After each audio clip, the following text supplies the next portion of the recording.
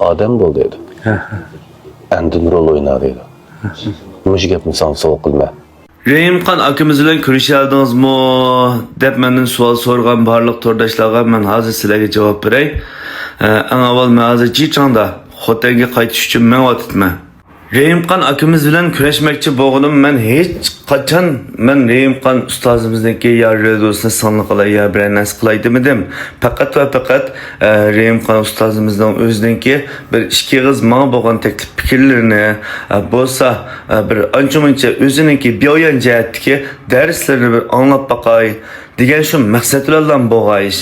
Mayli siz bilan mayli boshqalar bo'lsin, hammamiz shu to'xtamay o'rganguchi, o'zimizdagi yetersizliklarning hammasini to'xtamay o'rganish orqali manguchi biz. Shunga mening ko'z qarashimga hurmat qilishlarini umid qilma. Endi men Rehimxon ustozim bilan ko'rishamdimmi, ko'rishamadimmi? O'rgangin kapta ukan bu o'rganma deb bu niyatga bog'lagan bo'lsa ukan bu yomon ish emas. Rahmat aka. O'rganish degan yaxshi ish ukan. Men qo'llayman bu tarafingni. Shuncha arliqni tashlab mishay degan bir muncha uydagilarni tashlab, ayoling, onang, bolalarni tashlab mishay kelganingda men ko'rishmaslikka hech bahonam qolmadi. Rahmat aka, rahmat.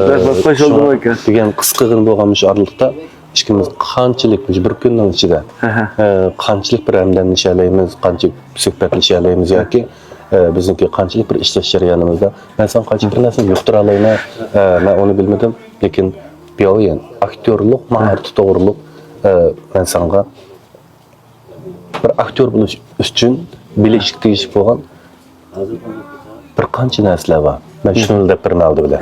Buni esingda chin saqlag'im. Chunki men markaz teatr ishini o'qiyotgan vaqtimda bizning muallimlarimiz biz darsni boshlashdan burun hattoki maktab kirgandan boshlab maktab bitgacha bizga deb kelayotgan bir gapi bor. Bu nima deganda avval odam bo'l dedi. Endin rol oyna dedi. Müş gapni sana so'q qilma. Mayli qanday beo'yinni o'yna. Beo'yinga kelgan vaqtda cho'qim adab bilan keldi u. Adab bilan kelamiz. Uchinchidan, mayli qanday obrazlarni yaratganki, ammo bir narsa buni bek o'ynash to'g'ri keldi. U nima deyotida biz cho'qim ojizlarni obrazini betlashtirishga bo'lmaydi. Masalan aka. Sertlashtirishga bo'lmaydi demoqchiman.